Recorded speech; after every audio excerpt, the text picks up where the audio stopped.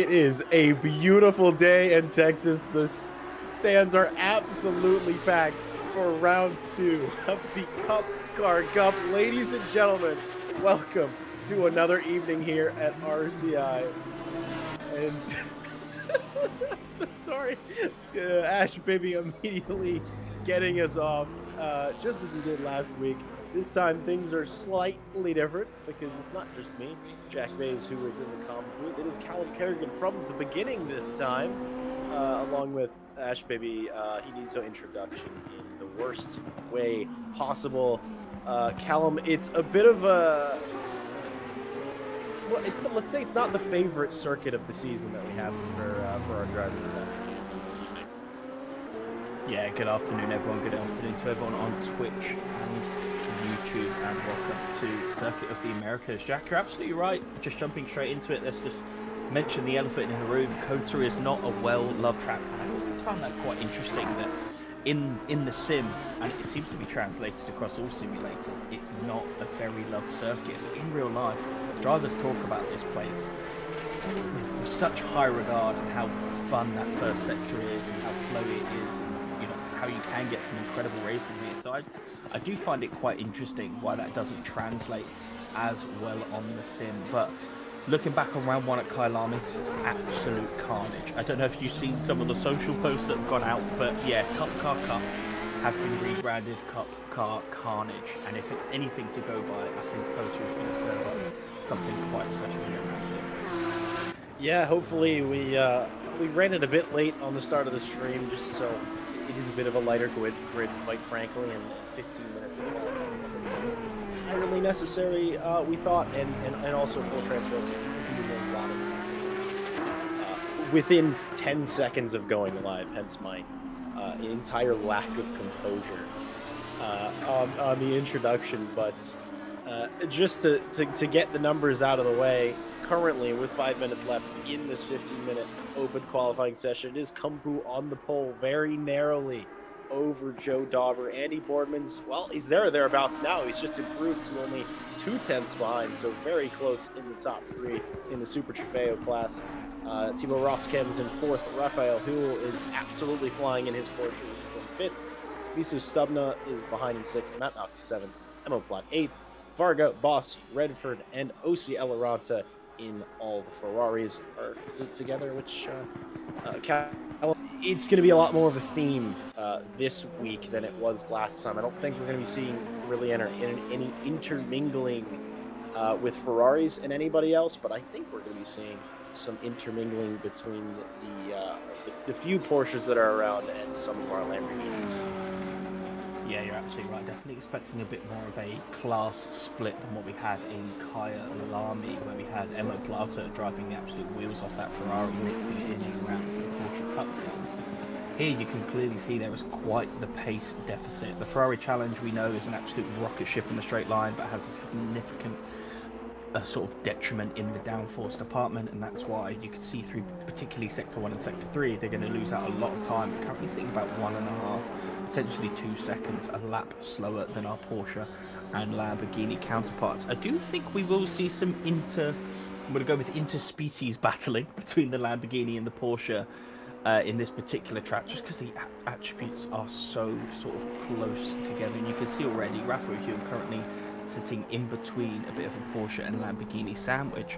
Raphael Huel obviously wasn't here for round 1 as well. It's nice to have him back, but I do think we will be seeing a little bit of a battle between those two cars in particular. One thing I did want to call out is if we have a bit of a chaotic race start, shall we say, and a couple of the Ferraris get ahead of sort of that mid-pack of the Porsche and Lamborghinis, being stuck behind a Ferrari Challenge car here, particularly through Sector 1, because you can't pass. It's a one-way. You cannot go around the outside on sort of in Sector 1 at all, and then they're going to leave you in the dust on that back straight. The race start here, particularly for the Lamborghinis and Porsche, is going to be critical for them not to lose some valuable ground in these 30-minute races. Yeah, and I think if any drivers are listening, I think you should try to send it on Sector 1, because that would make for some good television if you find yourself behind a Ferrari at the race start. But given what we saw last week, I was really expecting the Ferraris sort of rocket up a few positions after the rolling start, but I think with it being a rolling rather than a standing start, that extra horsepower deficit doesn't really come into play at the start, but I'm very much down for a little bit of Cup car carnage for another week, and chaos is a good thing from the third person. I imagine the drivers are maybe thinking about it. I'm sure it's hitting some of their minds. I'm sure the likes of Miso Stubno and Matt Malcolm, seeing the Ferraris close enough to them in the qualifying positions right now, thinking that I really need to get the start right. I really need to hit the green lights going. Otherwise, it could make for a tricky race one. And of course, following last week's program, basically it's the same thing, 2 30-minute races rather than a full hour-long sprint. And we'll it was interesting last week for sure, and hoping that we get a little bit of the same then. And Callum, I think it's going to be very, very good news for the likes of the Ferraris, because I think there was a bit of a new foundation that was started by one of the racers this week. Yeah, I believe there was a new foundation started. Let me just get up the exact wording to call it out. It's the Support to Ferrari Rear Tyres Foundation. You can support that by laughing at all the Ferraris that are going to be struggling with their tyres in this race. Feel free to join in. I most definitely will. We've already got a couple of some love in our YouTube chat. Flanders Esports joining us, a regular contender in our Friday LMU series. Their driver Zina Van Drosha is currently leading the championship. But yeah, rear tyres on the Ferrari, they're going to be making some sad noises. I can imagine they're probably going to feel like that for the Porsche as well.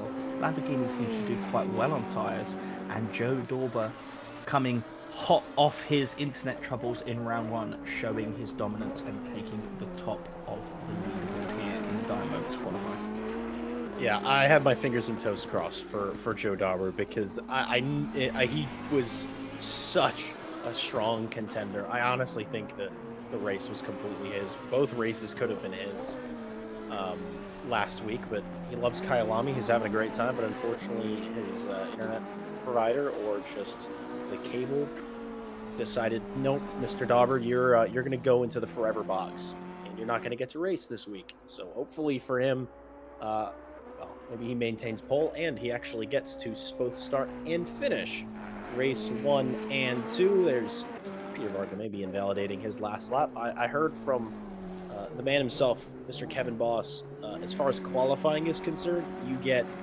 2 prep laps, and your first lap is going to be your best. Otherwise, you're not going to really gain any time here. So honestly, these guys probably not looking to improve.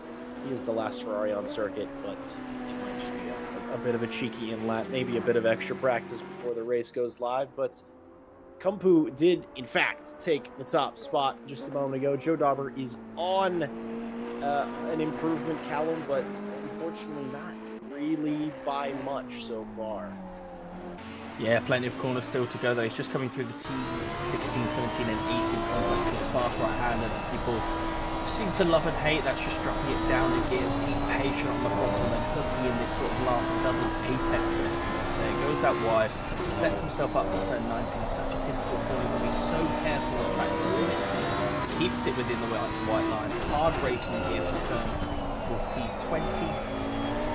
Keeping it tight, losing it just a little bit on exit. I wonder how much that's cost him in the final moments. It's not enough. Joe Dorber setting in P2.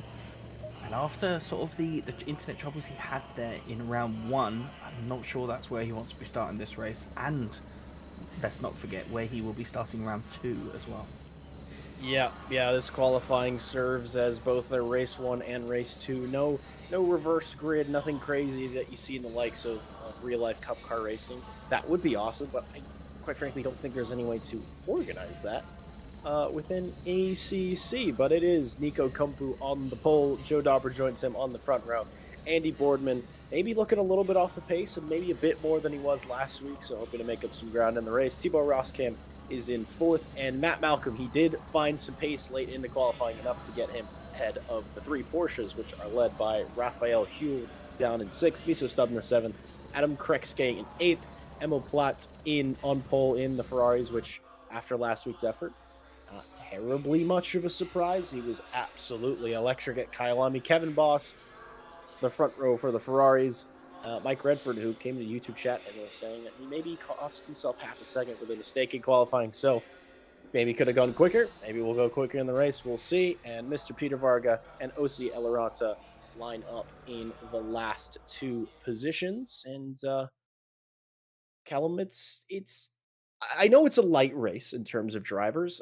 I think I know why. It's because of the circuit, quite frankly. I think most drivers aren't going to bother. But I think based on the closeness in qualifying that we may still have a exciting race on our hands.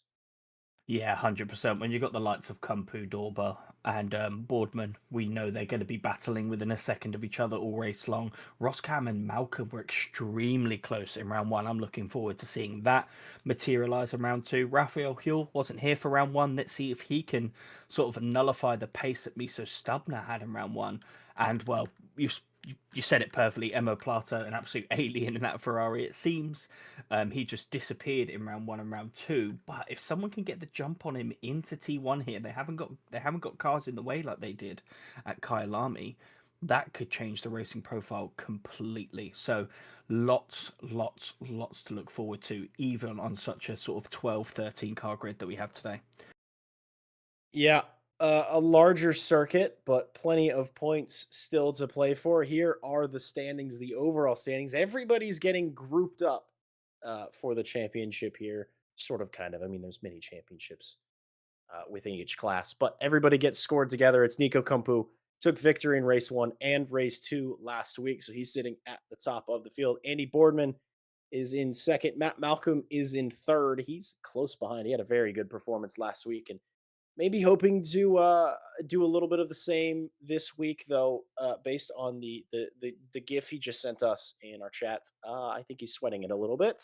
Timo Roskim's in fourth, Stubna fifth, Emil Platt, as you can see, an alien in the Ferrari, beating out the likes of two Porsches in the first round. Adam Krekske in seventh, Peter Varga eighth, Lily Armstrong ninth, Ted Edwards is in 10th, Boss Elaranta, Tatvidas Sfinkinis, Redford, Patrick Dauber, and Bushatera going from 11th to 17th. Dauber, of course, as you can see, he got some points to his name, but because of his internet troubles, he finished both races at least 2 or 3 laps down.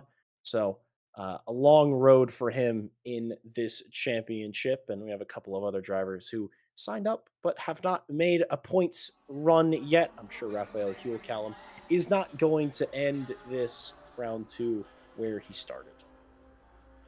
Yeah, absolutely not. Raphael Hill, we know, is an immensely fast driver. We're just here scoping out the liveries. The Ashby Grid Walk is what we coin it. We've got Dorba and Kumpu rocking a very similar livery, just different camo colorings. These two are obviously friends outside of RCI and outside of racing, as well as Theobald Roskam. So you can imagine those three are going to be in a voice chat, giving each other some sweet shit talk, or excuse my language, to get each other hyped for the race. Here we have Andy Boardman's vehicle. We're just about to go past to Matt Malcolm, so I think just about gets my livery, my favourite livery on the grid award. I absolutely love Matt Malcolm's livery, but Raphael Huell, which we're about to come to as well, also has a really cool livery. I think it's a dog very similar to sort of the Roxy Rexy, but with this sort of white dog, and it looks absolutely incredible. I love it. I've never seen him run this before. Yeah, I kind of, in my head when I first saw it, I thought of a Yeti automatically. I don't know, just sort of the big, thick white coat, and I love instead of sort of like a scary dinosaur face, it's a big, goofy smile with its tongue sticking out. So that's excellent, and a car that I'm very familiar with seeing at this point, the Kermit Racing car. Keep it simple, keep it green, and carry it on forward. And well, another, or on the bland side, car, but a little tricolore down the middle of the car. Nothing wrong with that. You don't have to have a custom livery. I'll just judge you silently for not having one. Here's the wheelie slow car of Kevin Boss. That color combo is familiar to everyone, I think, at this point, as is the Redford Mobile. And you know, a nice thing with his achievements on the top that nobody at all are getting tired of seeing in any way, shape, or form. I'm not talking about myself. And then we have, of course, Varga, and well, it's kind of just a sticker bombed car for OC Eldorado. We were looking at it earlier. There's flamingos, there's dinosaurs, there's some rabbits, there's Sid just staring us dead in the face on the nose of the car as well. But they are roaring away, Callum, for the formation lap, and I feel like in this kind of race and these kinds of cars, the formation is going to be worth a lot in terms of tire prep. 100%. These cup cars do not have tire warmers, so the preparation on the tire and generating as much heat into the brakes and the tire is absolutely crucial for these drivers on this outlap. And we've got a lovely shot here of Nico Campu, almost reminiscent of sort of a sunset Charles Leclerc lap there. But I had a vibe, Jack, going through sort of those liveries there. Emo Plata on the Ferrari, rocket ship down the straight, starting on the outside and into turn one. You could take such a variety of lines, especially on lap one. I'm just feeling a repeat of him getting ahead of a couple of cars here, and it just being an absolute nightmare for some drivers. I don't know why. It's just something's telling me that's going to happen. But yeah, very, very excited. It's very, very excited for this race that we're about to come up. I tell you what, again, going through those liveries, Jack, just seeing some of the almost iconic RCI liveries that we see week in, week out here, and that's the like of the Kevin Boss, a colour scheme we see racing race out from him. Mike Redford always running a very similar livery. Peter Varga always running a very similar livery, no matter what the car, as well as sort of Matt Malcolm. It's nice to see that we almost have sort of an RCI colour palette of liveries, and it puts a smile to my face every time, basically. Yeah, for me, it's like I think about that, and it's always bittersweet because I feel like it's most recognizable in ACC, and we're coming to the end of ACC here in RCI. This is the ultimate season. Maybe there'll be some events in the future. I can't say for sure, but I know for a fact that for the near future, this is the second to last champ we're going to have. The finale has not been announced, though some of us do know what it is, and I'm very excited. I know some other people are excited. I can say for certain that we'll have some surprise guests and cars throughout the season, and drivers who haven't touched the sim in a long time coming back to give it one final send-off, because great sim, great racing we've had week in, week out. It's done a lot for RCI as a whole, and it's done a lot for the sim racing community, but I'd say Callum, it's just about time to put her to bed. 100%. It's going to be thoroughly, thoroughly missed. I mean, I'm not sure if I'll be back on comms next week, because I'm not usually scheduled into these rounds, so I don't mind saying the next championship I will absolutely be back on this thing, driving what is my favourite car in this game. So that's your, I guess, your Easter egg for what's coming next here on the Monday Championship. Jack, they're about to line up 2x2. Any early predictions before we get going? Is it a cheap answer to just say carnage, chaos, both, all? I think it's just going to be some. I think it's just going to be some cup cars doing what cup cars do, and given absolute beans. The key thing, as you said, is Emo Platt starting on the outside of another Porsche. It's going to be difficult to not foresee them giving it a go to get feet past a couple of cars in turn one. Horsepower deficits all across the field, but we are expecting that the Lamborghinis are going to be the quick bunch. We should be going green any second. Green light, Across the start finish, and we are green for round two. Race one here at COTA, and a bit of movement in the backfield immediately for Boardman. You can see he wants to get that. Here's Joe Dauber, maybe going just a hair deep. And no early race drama. There's a bit 3 wide, 4 wide in the background coming down towards the S's section, the ever-dreaded S's section. I think that's Boardman. Oh, trying it 2 wide around Joe Dauber. He's going to have to escape this a little bit, cut the corner, and take that. Really poor start for Kevin Boss. He's off in the background, and Matt Malcolm as well. He's dropped down a couple of positions. Critically, though, Mike Redford is up into 8th, but nobody in a Ferrari has gotten ahead of anybody else. Yeah, very, very good, and sort of semi-clean start. There was a couple of door bangs in the background. I did see that Mike Redford had an incredible launch in that Ferrari. It's Andy Bournemouth having a look down the inside there, very much disrupting Joe Dorber into turn 11. They're going to go side by side down the straight. No, he decides to tuck it back in, but Nico Kumpu looking in the rearview mirror, laughing at this. Let's go, you guys crack on, scrap away. I'm going to run away here. Yeah, and I think Boardman might be thinking about it again in the braking zone. He's very late, but I think he's going to make the corner. Dauber gives him just enough space to get so close to an accident. These are drivers that have raced with each other so much. They have so much respect, and they know that at every corner the right thing's going to happen. And at the end of the day, the racing's going to be hard. But fair, a couple of Ferraris too wide in the background. It looks like Kevin Boss trying to make his way back up after the start. But what's it's similar to last week in many ways up at the front, but a little bit different. Instead of Joe Dauber running away at the beginning of the race, it's a little bit of Nico Kumpu running away. And Dauber and Boardman are going to have to fight it out. But it's another week for Andy Boardman having to fight. It's Mike Redford just fearing the OCL Aranta that's in the background. And looking a bit racy. There's Varga in the background, maybe trying it around the outside or down the inside of Kevin Boss. That's not Kevin Boss, actually. That's Mr. M.O. Platt, I do believe, but it's a bit of a racy start in the 488s, Callum, and this is, I immediately counted this as the most fun class of the bunch, because the racing's always so great. It's very late on the brakes for OCL Aranta. He almost hangs around the outside, but doesn't quite get to it. But this is what I was talking about. The 488 challenges are absolutely amazing to watch.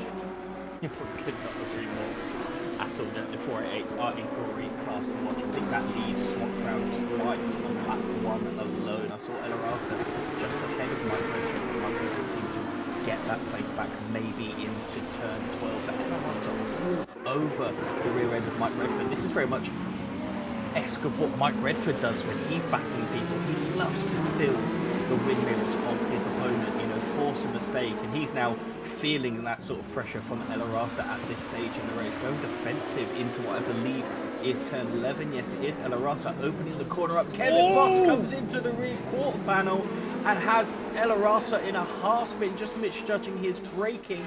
Kevin Boss has slowed right down there. He's losing spots out to Varga and Plata now. Yeah, we'll see that replay here. Oh, I feel like he starts dropping the brakes, and OCL Aranta is just maybe turning sort of across his nose, but in the corner is there. You sort of have to leave the space with maybe a bit of a miscommunication on circuit. It feels like it's the kind of thing that happens. And Kevin Boss maybe misjudging again. No, he's into the back of Peter Varga. Kevin Boss is really not struggling a bit during practice. These are some mistakes that don't really ever want to be made, but I mean, I know for a fact that Kevin and Mike Redford are friends outside of the circuit. They race together plenty, and he's doing a good job for his friend, because Mike Redford's now has about a 2 1/4 second, a bit over 2 1/4 second lead on the rest of the Ferrari. All these shenanigans, and this is not something we really saw last week at Kyalami. Cal, is, I mean, the field spread. It sort of started to spread out after the first maybe 4 or 5 laps. You could see the Porsches and the Lamborghinis well and truly up the road from the Ferraris. Yeah, I think the gap, especially in race is about a few seconds. So the Ferrari is dropping back quite substantially. The Porsches are in and around the Lamborghinis. Matt Malcolm crucially has dropped back behind both the Porsches. That, I believe, did happen on lap 1, so he's going to be eager to get past the wrap-up. Still sniffing on the back of Roscam there. Only half a second behind Theobald Roscam. So this could get even more spicy between there, and then that would bring Matt Malcolm back into the fight to fight his rival, especially in lap 1, Theobald Roscam. M.O. Plata was actually sitting almost last place. He dropped briefly down to P12, then back into P11. But with all that sort of calamity that happened between sort of turn 12 to turn 15, he's back up into P2. And even though he's 2.5 seconds behind Mike Redford at this stage, we know the place Plata has, and Mike Redford is going to feel that pressure straight away. Going, oh, I really could have used those buffers to Plata. Now we know he's got 3. El Arata still sniffing up the rear though, only 3/10 behind. But let's see how Mike Redford withstands this pressure at this stage. It would be good at this stage of the championship for him to get an early win on the board. Yeah, absolutely, and we can see on our screens that interspecies fighting happening between Sibo Roskam and Raphael Kuhl. Kuhl really, he's feeling pretty good clearly today. He's one of 2 Porsches that managed to make it. We had Adam Krexke here briefly, and wondering if he's having a bit of internet issues or something with the light because he's dropping in and out. Very confident on the brakes, maybe a bit too confident on the brakes, such that he's going a bit deep into the corner. The way that this championship is scored is ultimately these positions matter, but they kind of don't in the same light. At the end of the day, Callum, the best thing about people who come to races, it doesn't matter what car they're in, it doesn't matter where they are, if they're on the same lap, they're going to race it. Nobody's going to tell them, even if someone tells them to stop, they're not going to. It's all about the action for these guys, and it's all about the fun. Yeah, 100%. I hadn't thought about this actually. Because the points are combined, it's not separate points or separate class. It actually means the positions are even more crucial for sort of the Porsches and the Ferraris. If you can jump ahead of a Porsche, get just an extra place or a couple of cars in between, that's so massive from a points perspective on your nearest rival in the retrospective Ferrari that even has a bigger mountain to jump, bigger mountain to climb to get those points back. And yeah, so that means the likes of Raphael Kuhl right now sitting in P5 over me sort of stubbing in P7. That's a big points difference from what we would expect them to be in P6 and P7 from a points perspective. So actually, it does matter if you can get these positions over one another. You're absolutely right. I really hadn't quite thought of it like that. But yeah, the likes of Emma Platt last week at Kyalami, he finished both races, I think, ahead of either 1 or 2 of those Porsches, and that's why his deficit, or the deficit of the next Ferrari, is just going to be greater, because it's, normally you'd think, you score maximum points in the winning a race, and the guy in second would score, the second most, but it's not scored that way. And I think that's another brilliant thing about the way that this champion was set up. Another little tip of the cap towards Mr. Kevin Boss, our event manager here for Mondays, and it's producing great racing nonetheless, and maybe a bit of some interesting championship fights as we go through the season. Of course, this is only round 2. After this, we'll have 3 more rounds to go. It's a 5-round season, an odd number for an odd series, and hopefully less contentious track picks throughout. I don't know if in fact there are less contentious. A lot of driver sim racer favorites upcoming in the season, but at the moment we're on board with Matt Malcolm. He ended up coming back good in his qualifying effort. I'm afraid that it was maybe a once-in-a-lifetime lap. It doesn't really seem to have the pace to hold on to the back of the Super Trofeo field, but it's going to be important for him to stay ahead of Miso Stubna. All right for the moment. The question is going to be, Callum, as it was last week, whose tires are going to fall off first? Yeah, not burning out those tyres, even in these short 30-minute races, will be absolutely crucial, especially for sort of 488s, which we're reviewing now. Emo Plata already bringing down that gap to Mike Redford to 1 seconds. That's massive, and again, Mike Redford going to be feeling that pressure immensely. Yeah, I'm watching sort of the way that OCL Arata's car is moving around. A lot of sliding. He's really pushing the car to catch back up, as well as maybe not as much as Emo White. A couple of these guys, they have the pace, but do they have are they doing enough to their tires to sustain their pace for this entire race? We'll obviously see later on. You can see in the virtual rearview mirror how close Kevin Boss is getting, and if I was Kevin, and knowing that there were a couple of mistakes that were made earlier on in this race, a couple of minor to major bits of contact, really going to have to be patient. You're really going to have to measure these moves out if he wants make him, but he's all in the wheel tracks in the third section. You can see a lot of that sort of extra wheel movement, how much those cars are sliding around. They're going to be doing that always, but the key thing is those rear tires sliding out again on the exit of turn 19. And you see it looks like through 20, it's a big slide, and I think those tires are going to cry. Tears of well-prepped rubber, Callum, but it's mistakes for... Is Kevin going to go for it? No, I think he is. Is he going to make the corner crucially? Because he looks like he's going a bit deep. He goes deep. It was a well-measured effort for him, and that's him saying to Eloranta, you will not rest on your laurels, sir. I am coming for you. Yeah, you're absolutely right. An ambitious sort of dive bomb there by Kevin. Almost made it stick, but the brakes on these Ferraris are so challenging. And there, he's just feeling a bit of that dirty air, losing sort of the really six. He's done very well to keep that away from the barrier, but he is all over the back of Eloranta. Eloranta seemed to have made a mistake in the previous lap around sort of the turn 11 area.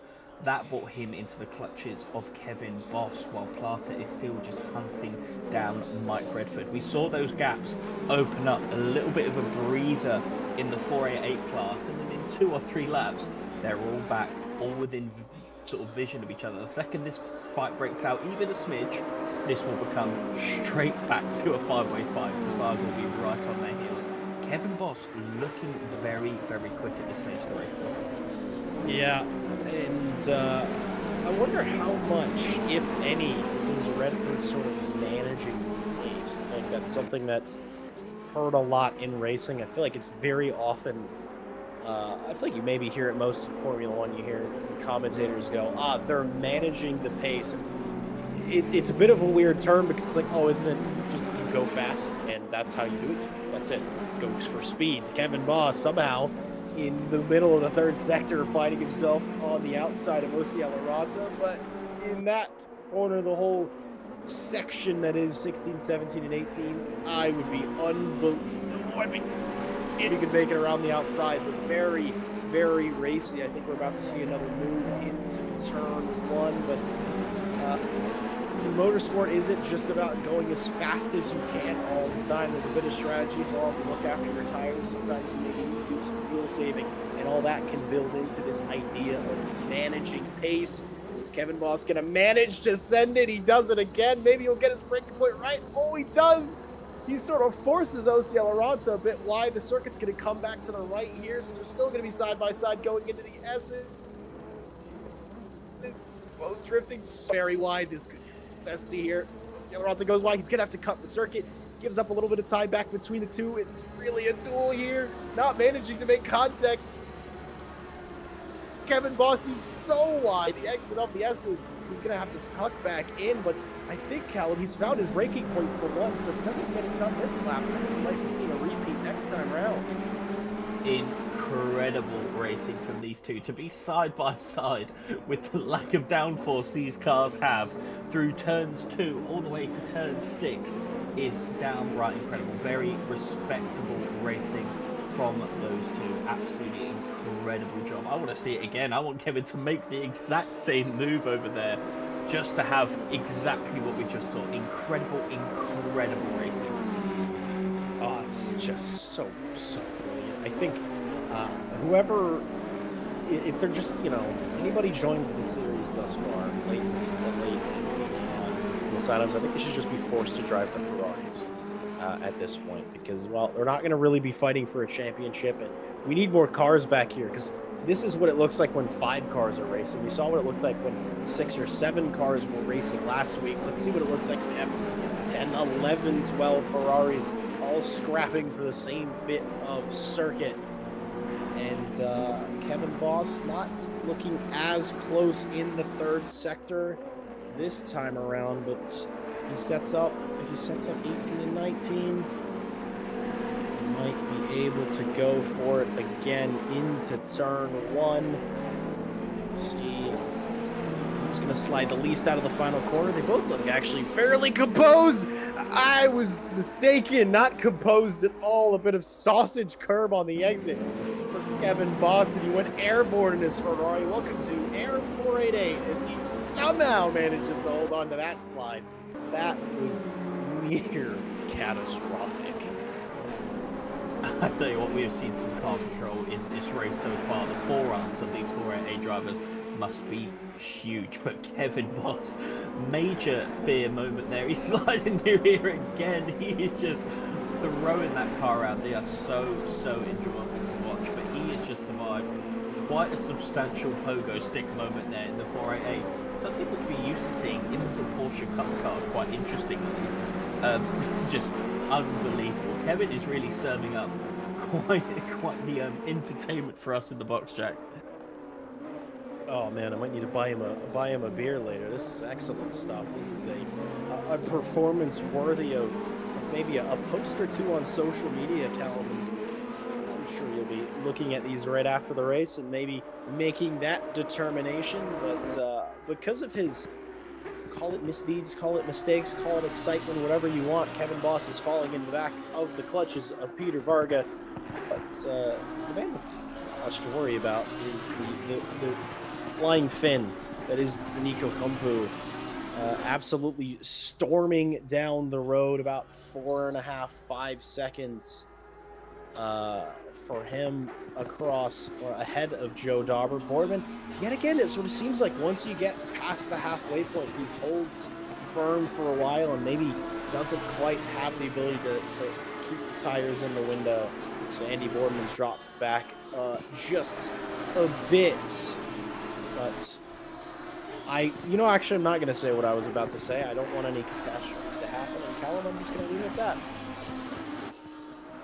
One commentator's curse already for you, Jack, on the board. You don't want to be creating another one. Although that being said, Kevin did survive that sort of trip over the curves. Yeah, Joe Dauber currently 4.5 seconds behind Nico Kumpu. I just mentioned it last week that these two were battling out all season long. Last time we did a Super Trofeo Championship, and Joe just trying to collect those points would obviously want to be P1 in this race, but just seeing his friend Nico Kumpu drive off into the distance. But that I'm interested to see how much that sort of round 1 and round 2 disconnects, or race 1 and race 2 of round 1 disconnects, are going to affect him in this championship. We have a short championship here. We only have the 5 rounds. It's going to be detrimental because he seemed like he was in a different league at Kyalami last week. Yeah, and just to tease what we got coming up for the rest of the season, and if any of these circuits sound interesting, by all means, come join the fun. It does look like there's quite a bit of that here. Next week, we're heading to Valencia, another circuit that's not going to... Let's just say that. However, I can guarantee the fights will still be mighty. After that, for the penultimate round, we're heading to Misano, another not Ferrari favored circuit, but good news for them in the finale. We are headed to the Temple of Speed. We're going to Monza, where it's been sort of teased that it might just be Ferraris doing Ferrari things. Here's Kevin Boss, always trying to sneak his way up the inside of OC Elorato. We saw them do that earlier on, this time a little bit more feisty, and it almost looks like he was poised to do it again here. Just one lap later, it's turning into a bit of a roadblock, a bit of a mountain for Kevin to climb, is to get past this blue animal bombed, I guess we could call it, the blue animal bombed Ferrari. It's just sort of, all these cars, they kind of just all look all over the place. Normally I'd see this, if this was like a GT3 car, I'd see this sort of body movement from the car. I'd be like, wow, this driver really is truly all over the place. But no, I'm beginning to believe, because everyone's doing it, that's just how you drive this thing. Yeah, it's a very active car. Kevin Boss move on the brakes, clearly very comfortable in that brake pedal as he's made the stick. Elorato still on the right hand and might get the overlap into turn 2, a little bit of touching sort of wheel to wheel there as we go through turn 2, but Elorato gets the overlap again into turn 3. He's consistently better on the brakes as he Kevin Boss, but just can't quite get the power down to get past him into turn 2. Again, just collecting that rear through turn 6. He's going to go for it through turn 7. Very uncharacteristic place to make the pass, and he gets it done. He does. An unbelievable move. Saw El Arata just go slightly wide into turn 7 and just snuck up the inside. Is he going to be able to drive off, or is El Arata going to go for a move here into turn 11? I'd put the odds on Kevin considering he's on the brake pedal. He is very comfortable opening up onto the back straight. El Arata just tucking into the slipstream. This is not done yet, Jack. No, it's not. And Peter Vargas here to join the fight. That was a very uncharacteristic move. I feel like I don't know if I've ever seen somebody make a move at turn 6 like that. That was extremely heads-up stuff. But here's OC Arata maybe on the brakes, knowing that, oh, it's Varga with a late move. Oh, it's a very, very deep set for Peter Varga. He knocks Kevin Boss off the track, and Kevin had to work all that time to clear that blue Ferrari, and he's got to do it all again. The intervention from Peter Varga, he thought maybe he could go for a late move. Here's another late move from Kevin Boss. He's going to try it again. He said, I'm done. I don't want to wait anymore. I don't want to be stuck behind this car. I want to get past him now. I've done it once. I proved I can do it once. Let's see where else on this circuit I can pull off an overtake. This is electric. Incredible work from Kevin Boss. Incredible work from OC Arata as well to put up this level of defense. It's super hard racing, and it's mostly clean and incredibly respectful. Kevin Boss into the final corner, turn 19. He goes a bit deep. OC Arata's back alongside Peter Varga, taking the sausage curves on the exit. It's going to be a bit of a drag race. Is he going to switch back? Kevin Boss does switch back. He's going to go late on the brakes. I don't even need to guess because I know it's going to happen. There he is. OC Arata's deep as well. Oh, he makes it. Doesn't keep it on the track. Neither of them do. And Kevin Boss for another corner. Callum is just not quite going to get it done. Wow. Very aggressive driving from these three there. Kevin Boss again losing the rear and catching that slide incredibly through the SS section. This has been some pretty hard racing here, Jack. In some times, I would say a little bit over the line, but in other times, an incredible fight. And absolutely gutted to see what's on my screen right now. Mike Redford loses the position to Emo Plata and now sits in P2. But Plata, he goes deep into turn 11. Redford could tuck in the slipstream here and hopefully get him into turn 12. But Redford finally succumbed to that pressure of Emo Plata. And with 6 minutes to go, he's going to want to get this one back. Yeah, you'd see getting all out into the mirrors like he loves to do. A maestro of the wheel, a maestro of strategy. Maybe I'm making a bit of a mistake there, but coming back to, he's going to lose a bit of time from that. Maybe he can come by. I mean, the clock's running down. 6 minutes left in this race. A handful more laps to go for all of these drivers, but there's a possibility that the tires have hit a wall for Mike Redford, or maybe not quite yet. Maybe he has still a little bit in the tank. Maybe Emo Plat's rears are just going to explode on these next 2 laps. So I wouldn't say it's entirely over. It's still a race of who looked after their car better. But we don't usually pull favorites here in the comms box, but not so silently rooting for the man with a color in his name. Very subtle there, Jack, very subtle, and I'm rooting for these guys because these guys are providing some entertainment right now. Arata finally going defensive into turn 1. Is Kevin Braver around the outside? Arata too deep. That's got to be deal done now for Kevin Boss. The second Arata goes defensive, not quite sure where his braking point was, goes far too deep into turn 1, and Kevin Boss is free. Varga trying to have a look into turn 3. He's going to want a piece of this now, but Kevin Boss, what feels like has been behind this car for an eternity, finally passed, and there's contact. Varga with contact with Arata, immediately pulling over to allow him back through. But yeah, it just seemed like Varga just carrying the speed through the S's a little bit more and collecting Arata sort of in turns, I believe that's turns 5 to turn 6. Again, a very difficult section. People losing the rear constantly in the 488, but doing the right thing, pulling over and letting El Arata through. He's got 4.5 minutes to make this move on track with a little bit less touchy-touchy, hopefully. Hopefully it's such a difficult, in the best of times, the best conditions, the most comfortable car in the world.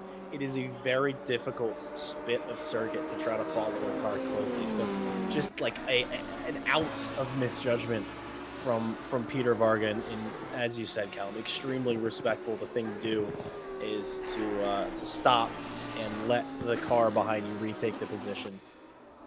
It's not something that may wash away any potential post-race steward penalties, but I'm sure that because of it, OC Alonso will probably not be doing anything of the sort, not be sorting in any tickets or anything like that. That's probably the right way to do it. Sort it out on circuit, as we always like to see, and the fight isn't quite over, but I feel like, I'm going to sell any guarantees here. Not going to tell you to place your bets, but I feel like Nico Kompu has pretty much got this thing wrapped up. I thought that maybe there was a chance that come late in the race, he overworked his tires just enough. Maybe Dauber could close in. Maybe Boardman could make a late race surge. Boardman's actually closed about half a second on Joe Dauber in the back, so he is making a bit of a surge, but we're running out of laps to do anything about the Finnish driver who is in the lead. Nico Kompu's getting ready to, just coming through the third sector for the third to last time. The 2 more laps should be just about left in this race, and you can see on the track map on the right side of your picture just how large the field spread is between the two, the Super Trofeos and the 992 Porsche Cup cars and the Ferrari 488s. It is truly the difference of a category. And this is really what we expected in round 1, but the Porsches had a lot more bite to them than what we expected. But I think COTA is clearly showing that sort of class divide at this particular round. I think at Valencia, from memory, it's very, very similar to what we're going to see here in terms of the Lambo. Porsche being right there, but maybe half a second to 0.8 seconds off per lap. Going into Misano, that's going to be interesting, although I definitely wouldn't want to be in a Ferrari. A lot of slow sort of rotating corners there, so again we'll see very much the same thing, but I know you've already alluded to it. Monza is where it's just going to be Ferrari, foot down, brake 100 meters earlier than every other car, and let's just see what happens. Yeah, I'm so looking forward to that. As soon as it was announced, I was like, oh, every finale is always good because it's the end of a series. There's a bit more excitement. There's more to know. You really get a feel for what the story of the season is. It could have been round 2, and I would be just as excited for what Monza's going to be.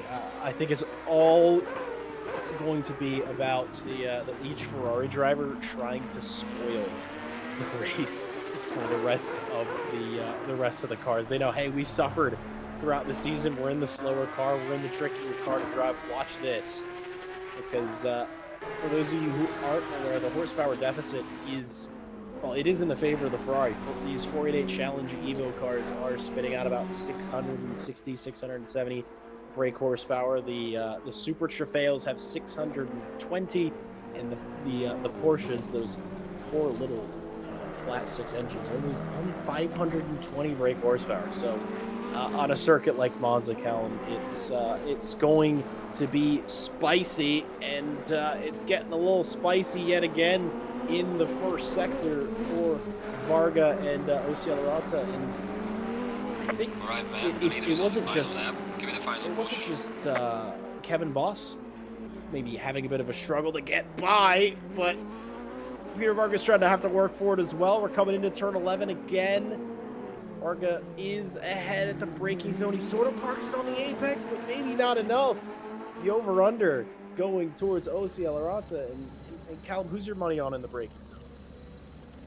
Alirata seems to be really utilising sort of an early break and rolling into the corner, but I will say I'm definitely preferring him on this inside line, although Varga's going to go for the switch. He's tried this before and it ended in disaster, but it looks like he makes the apex this time. Olarata's going to have a better run, but this could be move done and dusted. Is Elarata going to hang around the outside? Are we going to see another switchback? Varga parking out on the apex there to try and block that run, but again, we could be seeing a third switchback here from Elarata. He goes wide, cuts into the inside, a little bit of a tap on the back, and he is now side by side, coming through turns 16, 17, and 18.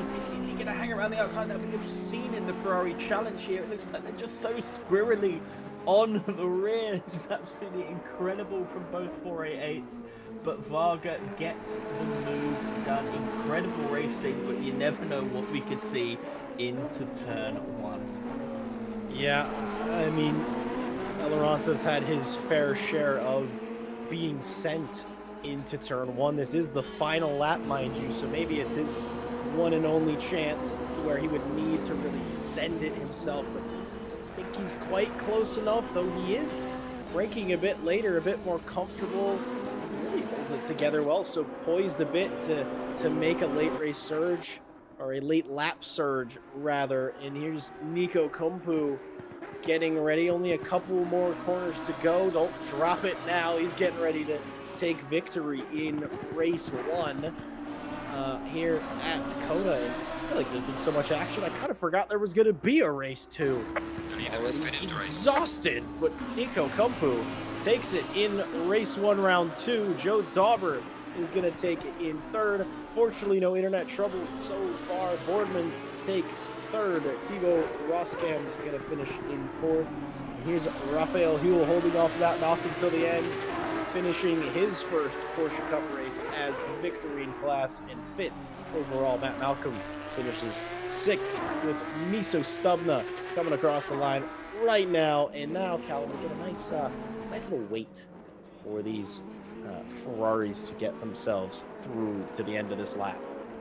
Yeah, and I can imagine if you've been driving a Ferrari today, you're going to value the break in between rounds. Kevin Boss has caught Mike Redford quite substantially in sort of the back half. Once he was free of Elarata in the Varga fight, he's caught up pretty quickly, so he knows his pace for round 2 is looking rather favourable, and he's definitely going to want to capitalise on that in race 2. Other people that are probably eyes on race 2, Joe Dauber missed the opportunity to get past Nico Kumpu in lap 1. He was very, very close, as we see Emo Plata now crossing the line for a 3rd victory in a row. Mike Redford with an incredible race to solidify that P2, and Kevin Boss in and amongst the war zones, but securing P3 there. Joe Dauber is definitely going to capitalise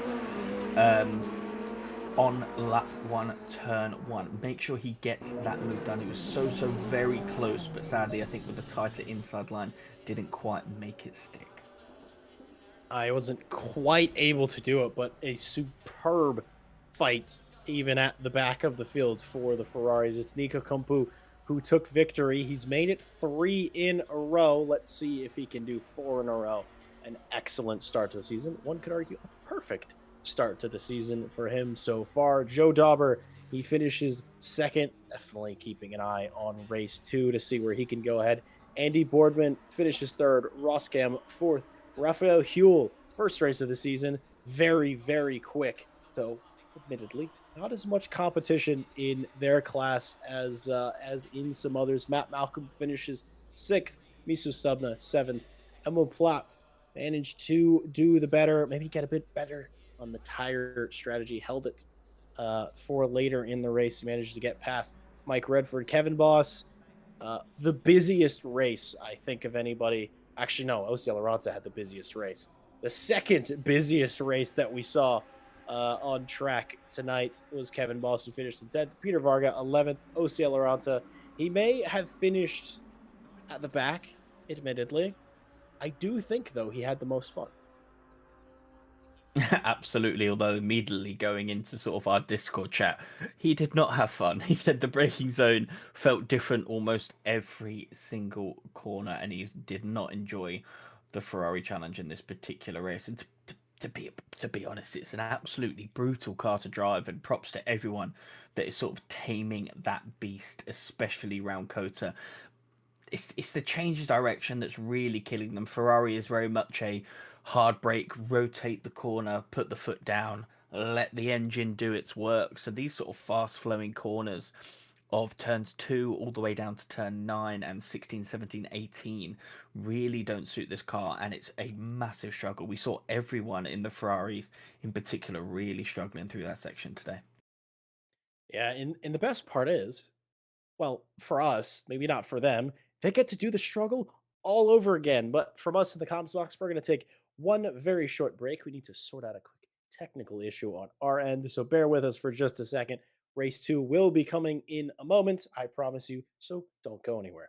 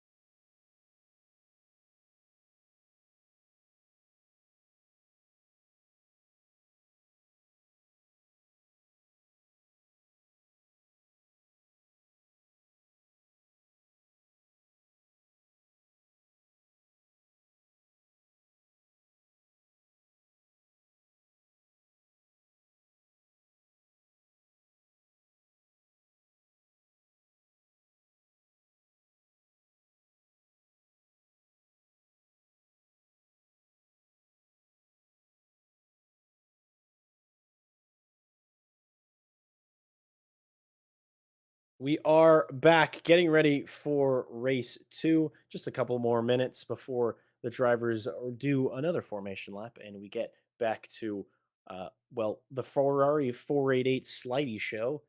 And generally, I would say off cars sliding around that much, probably a setup issue. Don't think that's the case here, but you could always use a new setup. And if you're looking for it, no place to look further than our partners at Coach Dave Delta. I feel like maybe I'm overusing that segue just a bit, and Callum knows to his detriment. If you were here on Friday, but they're one of our wonderful partners, and if you are looking for not just setups but wonderful data apps or coaching, Coach Dave Delta is the way to go. You can find out more by visiting CDA via the link in the description. If you're looking to upgrade your sim rig, or if you're looking to build a whole entire new one, whether it's the one of your dreams or your budget, head over to Ready Set Sim. Their wonderful RSS rig builder is a super cool tool to find out what you want, what you can, and what you can't afford. And when it comes to choosing your next direct drive piece of kit, I recommend Moser Racing. They are wonderful. Their gear is incredible. Prices gorgeous. It's super, super well priced, super, super well made, high quality gear from them. So check them out. As well, if you're looking to enter the world of VR in racing, which as someone who does it fairly occasionally, it is so much fun. Nothing quite gets you as immersed to pretend like you're really driving a race car and then strapping on a VR headset, head over to our partners at Pimax. They've pretty much got the best stuff in the business, class leading in both clarity and visual fidelity. It's like the fidelity of that big chicken. Well, I can promise you it will be higher fidelity than that. A monster cock, perhaps, though was that could be described. But final shout out to our friends over at Motorsport UK. Special thanks to them for having us as a recommended sim community. And as always, please know until we know. Thank you, Jack, and a big thank you to sort of everyone that watches these races week in, week out. I know a couple of the drivers are probably re-watching the broadcast as well at this stage. So, hello, welcome, drivers, and well done for the race today. We're just getting another view of some of the vehicles. There's that No Punterino sticker you see on the back of Ella Rata's car. A few things I want to see in this race, Jack. I want to see Dorber go for that turn one move. I want to make sure he makes that thing stick. I reckon if he gets the lead into turn one, it will be a very, very different race entirely. One thing I do want to call out is Matt Malcolm dropping behind both Porsches in that race, and I think that was to his detriment. Probably got into the rhythm, but the wrong rhythm, because he's following a Porsche and not extracting the most out of the Lamborghini, and that sort of is why you didn't see his pace pick up as the race sort of went on, because he just got into that rhythm. Matt Malcolm is an incredibly fast driver and an incredibly good human who does a lot of our social media work as well, so big up Matt Malcolm. So I want to make sure he stays ahead of those Porsches, because I reckon he has a lot more pace to offer. Ella Rata not going off the line, Jack? Maybe a bit slow to start. Maybe a slightly bathroom break gone wrong. Maybe jumped up for a couple of minutes to do something. Maybe forgot that there was a race too. But hopefully Osceola Rata gets that thing moving again, because by all means, I do not want to be missing that car on the grid for race 2 if race 1 was any indication. But hopefully they come back. I'm not really sure what happens if a car doesn't leave for the formation lap. I have a feeling they get disqualified when the race starts. Perhaps that would be my best guess. And unfortunately, my question's already been answered. Osceola Rata is actually in pit lane right now. I do not know if that was automatic. I do not know if that was manual. I do not know if they can start the race anyways from pit lane. Don't know. Again, more questions. We had the Dauber question last week, and now we have the Rata. Well, the question's been answered. He's not disappeared on the time sheet. So a bit unfortunate there. Maybe just didn't quite have the juice to do another race here at COTA. Yeah, gutting there for LRR, who provided such incredible entertainment for us in race 1. But there's one phrase that I use quite a lot. I know you race with me quite a lot, Jack, in our free time, and that's, if the fun stops, you should stop. Ella Rata was quite vocal in the chat there about him not really enjoying the 488 on this circuit. If you're not going to enjoy yourself, just call it a day, come back for a round that you're going to enjoy on a track you like, in a car you like. You know, it's very important to know when to go, okay, I'm not enjoying this, and I don't really want to put myself through it again for 30 minutes. I'm going to take a step back here, because the last thing you want to do is go through another 30 minutes, have a miserable time, and that actually puts you off your hobby in general. We all do this for fun. We all do it for the love of the game and the love of racing, but the last thing you want to do is get a bit of a burnout because of that. So actually, if that is the case, my message to Ella Rata would be fair play. I probably do exactly the same thing, and I'm always the first person to go, I'm not having fun, I'm going to call it a day here. Yeah, and I think that's such a good outlook to have at the end of the day. This is a hobby. We are doing this for fun, which I sometimes I don't know. Sometimes I forget. Oh right, I as more as a commentator rather than as a racer. Sometimes I don't have to do this.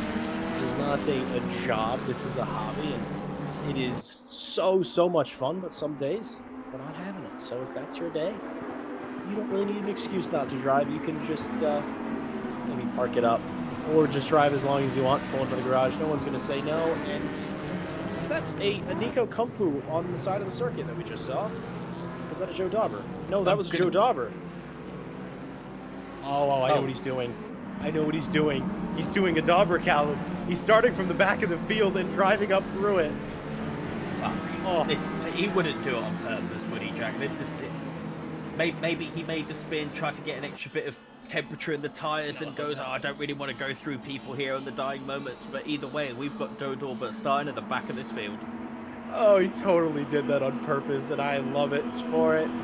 But a bit of a weird start. He's giving him a little bit of space. He's going to give us a show as we go green for race 2. It's not going to be Dauber trying to go up the inside of Kumpu, around the outside of Kumpu at the start of the race. It's going to be him making his way through the field of roadblocks that is the Ferrari 488, and the Kumpu going deep already. Kumpu off to a brilliant start. Boardman as well, an equally good start, and a couple of 488s wide, and Matt Malcolm did not have as great of a start as he had in race 2. Dauber's already through 2 488s, and now he's just going to have to take it a little bit patient. Callum is going to have to wait for his moment, but I don't think it's going to take him long to get on through. Well, I think it might be difficult. We've got El Arata on circuit. Absolutely love to see that from El Arata, even though he's starting from pit lane quite far back. He's on circuit, going to do a few laps and get those all-important points.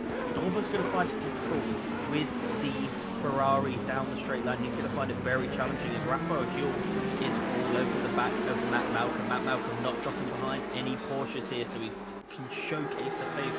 We all know he has. Kevin Boss with a brilliant start, getting ahead of the Porsches at the start, and again just breezing past on the straight. We've got Emo Plata breezing past Joe Dauber in the Lamborghini on the straight. This is going to be killer for Miso Stubner and Joe Dauber now, who are going to be right tucked up by some Ferraris, but Mike Redford missing his braking point there, or just clearly liking the look of the rear end of that Lambo. This is going to be Cup Car carnage now, Jack.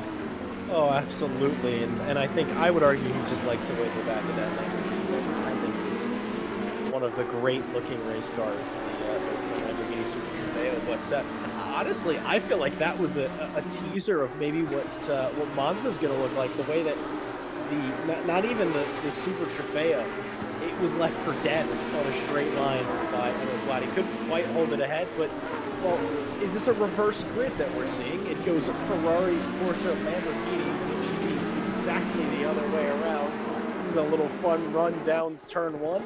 What do you think? Is Miso stubbed up? No, he's actually going to have to worry about the Lamborghini on the outside of him. I was thinking maybe he would send it on Kevin Boss, but no, he's getting sent by a Lamborghini, though those mighty Porsche brakes trying to hold it around the outside. It's Intercup carnage here at COTA for race 2, a whole different formula almost. It's Joe Dauber and Miso Stubner going wheel to wheel through the S's. This is unbelievable stuff. I love this. Great work on Joe Dauber. Maybe he said, let's put on a bit of a show. Let's entertain ourselves, because at the end of the day, Cal, you can't say enough. This is all for good fun. 100% Joe Dauber, very brave to get that done in turn 3. An absolute mega move that is what we come to be custom here when it's Joe Dauber at the back of the grid on purpose. We may theorise potentially, or whether he just wants to provide the ultimate step for us.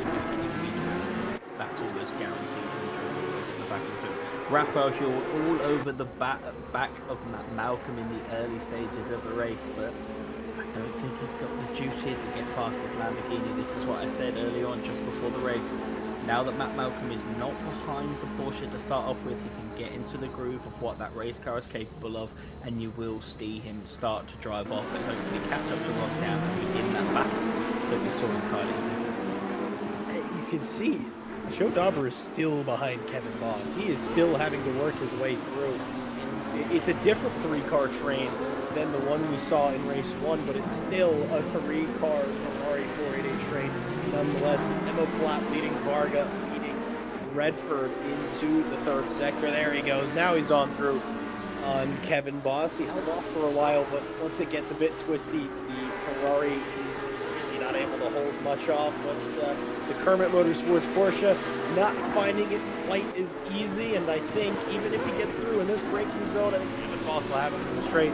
But Joe Dauber, in a matter of 2 laps, has cleared the Ferrari 488 field. And my curiosity is, how is it going to come into play if and when he catches up to the back of Raphael Huell and Matt Malcolm? Which Huell, interestingly, he has the fastest lap of the race on lap 2. Wow, just tucking in and utilising that slipstream of the Lamborghini. Huell with the fastest lap of the race.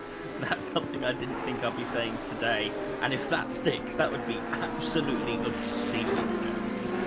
Oh, a bit of a feather in his cap for what's already looking like a strong performance at the Circuit of the Americas. He's holding the fastest lap. As I always say, take your screenshots now. Context isn't really as important as you think, as long as you crop the photo right.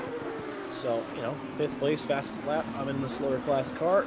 Bam, done. You can see that I think this is almost how... Well, it wasn't Miso Stubna so much that was caught behind a Ferrari last week. I believe it was Lily Armstrong that was spent most of the time in the wheel tracks of the 488, but you can just see what that difference looks like. And Andy Boardman actually doing a bit better to stay on the back of Nico Kumpu. He doesn't have Joe Dauber in front of him. He doesn't have what maybe turned out to be a bit of a roadblock for him, and now he's just about a second, maybe a little bit under on Nico Kumpu. So not only some interclass battling for the ages, we might have a fight for our lead on our hands. Yeah, Boardman and Roscan really keeping sort of close tabs here to Nico Kumpu. It'll be good to see if Boardman can keep this charge up and sort of keep breathing down Kumpu's neck and hopefully maybe force a mistake, as we've got Stubner going around the inside of turn 18, the long right-hander being able to keep it for turn 19, and I fear this may be job done. There is going to be no gap, no sort of car in between Kevin Boston and Emo Plata anymore. We saw the pace that Kevin was able to exuberate in the back half of that second race. Let's see what he can do and whether he can keep that fast charging Emo Plata behind. Kevin is not a driver that I ever envy being behind. I have spent some time, well, quite a bit of time actually, racing against Kevin, racing with Kevin, and he has a unique defensive strategy, which is I'm just not going to bother to defend at any point, and I'm going to make you do all of the work. And it works to a ferocious degree, and not just the ferocity of the livery on screen, not just the ferocity of Joe Dauber's pace up behind, but he has really stormed up to the back of Raphael Huell. And now that we're fully on board, we'll see what that pace difference might be. A little bit of V10 for your ears. That's such a great sounding car, but he's got an extra 100 horsepower on this Porsche Cup car. And he's deploying that now. He's got a long side, which does have better brakes though. Steps out of the tunnel. He's actually not that much quicker, but Joe Dauber's got it on the brakes, and he's through the last remaining car between him and the rest of his class. But a well-driven fight through the back of the field. Granted, I didn't think it would take him that long to get through the Ferraris, but how he's come all the way back through the Porsches, Callum, is something that is truly impressive. Yeah, I'll be honest, I thought he'd struggle more, especially through the Ferraris, but I did see Raphael Huell just put the right-hand indicator on there down the straight to go, look, come on through, we're in a different class, different fight here. I know I can't hold you back for too long. I didn't expect the straight line pace difference to be as that substantial between the two classes, so that was a very good visual representation of that Porsche, obviously getting a lot more through the corners, and we'll see that sort of close up in sector 1 here. Joe Dauber, within 8 minutes, is already on the back of his class and hunting down P4 against Matt Malcolm. Takes a cheeky purple fastest lap for good measure. He's honestly, I think at this point, only going quicker. And Matt Malcolm, he maybe had a bit of a struggle in race 1. He maybe had to work very hard into, well, I don't know if it's to add insult, I don't know if it's to add fun or enjoyment, but he's got a big looming Dauber in his mirrors. See how he does to hold him off, and see how much more aggressively it seems that Dauber's tackling this first sector. Really putting a bit more energy into the car, putting a bit more energy into the tires, and really exceeding pace expectations. There's Matt Malcolm going a bit defensive. They're going to come into the extremely awkward turn 11 hairpin, and that's Joe Dauber sort of setting up for a bit of a switchback, but making sure that even when he's braking on the outside, he's still got a really good exit. Malcolm going defensive again. He is going to fight this one out, and I am excited to see that. You see the slipstream is strong enough. Dauber maybe trying to sell a bit of a dummy late in it. They're even on the brakes till they both make the corner equally, though. He's going to try to get alongside. He's not quite there yet. And Sue fight apart. The third variable of Raphael getting introduced. Yeah, I'm not sure Raphael really wants to entertain that. He doesn't want to make a mistake. He's got a comfortable 7-second gap to Niso Stubber and the sort of valuable points considering he missed out round 1. So he's probably going to want to sit behind these guys, not gain too much. Malcolm with a big mistake very squarely on the rear end there, and Dauber absolutely hunting this man down. I have to say, Malcolm's car placement has been perfect here. Just hugging in the middle of the track into these braking zones. You can see he makes a mistake into turn 19, but immediately covers the middle of the track to secure that inside line. And again, just a better exit through turn 20, the final corner, gets him a comfortable run into turn 1. Let's Joe Dauber wants to go for one of those late Kevin Boss moves. We sold a bit of a dummy there on Malcolm. You saw he stepped out. Matt felt like, I do need to maybe defend this. He did get alongside him with the brakes, but just pushed him out onto the exit curve. Maybe a bit of bouncing for him. Lost some pace on the extra, but super fair racing, super hard racing between them. So you can see, whoa, Joe Dauber super comfortable in the S as he taps just a little bit. Somehow neither of them spin. I could have sworn we were going to be seeing those two with body bags after that. But you can just see Matt Malcolm unsettled through basically turn 4 and through 5 as well. And Dauber saw a gap, and well, everybody knows the Ayrton Senna quote, so don't need to repeat that. But he saw it, he went for it, and he managed to make it stick with minimal casualties. Yeah, saw the gap there, saw sort of Matt Malcolm, apologies, going a bit wide into turn 6 there, seeing the gap open up and immediately put his car on the inside. A little bit of a door banging, probably just went a little bit wider than he had wanted there, creating the little piece of contact. It was very reminiscent, Jack, to a certain move I saw someone do that one of a Barcelona race yesterday. I don't want to name any names. I'm sure you don't. I'm sure you don't want to name any names. Certain drivers were spent some time on Barcelona for the first time last night, and some drivers maybe made a bit of more contact than they would have liked to have made with other race cars. Not gonna name any names, but I'm very familiar with that driver, and you know, I think they did the best they could at the end of the day. And Matt Malcolm now resigned to just doing the best he can to hold up Raphael. You were saying, Cal, that maybe he didn't want to entertain it, a bit of airborne action. He didn't want to entertain a fight, but I think he saw that there might be an opportunity here for one more position, one more bit of points. Is he going to go for it in turn 1? I'm sort of used to Porsche brakes being exceptional, and especially those on the Cup car, but it just seems that maybe this rendition of the Super Trofeo has brakes to equal that of the mighty 992.2. Yeah, Raphael Fuel. I didn't expect him to want to, challenge the Lamborghinis, knowing that they are a naturally faster race car. But he's probably looked behind and gone, okay, you guys squabbling, me sort of squabbling with you. I've now lost the second half to Miso Stubner. Any more of that, and he's going to be right sort of tucked in behind me, and we're going to be fighting for position. So now his mindset may have changed to, I'm going to need to put a car in between me and this sort of P2 Porsche. Yeah, I gotta say, I'm very impressed with Boardman's ability right now to hold with Nico Kumpu. We spoke to him post-race last week, and I sort of asked him, I was like, what was the transition between race 1 and 2? And he's like, well, race one was a bit of a learning exercise, and race two he was able to deploy the knowledge he gained from the first half hour a bit better. It seems like he's definitely doing it. He's not within reach of, say, sending a move into turn one, as we've seen several times here tonight, but he is within touching distance for any mistakes. Maybe Caboot uses a bit more tire. Maybe he needs to back off just a bit. He's absolutely within reach of a potential win here. So don't count him out.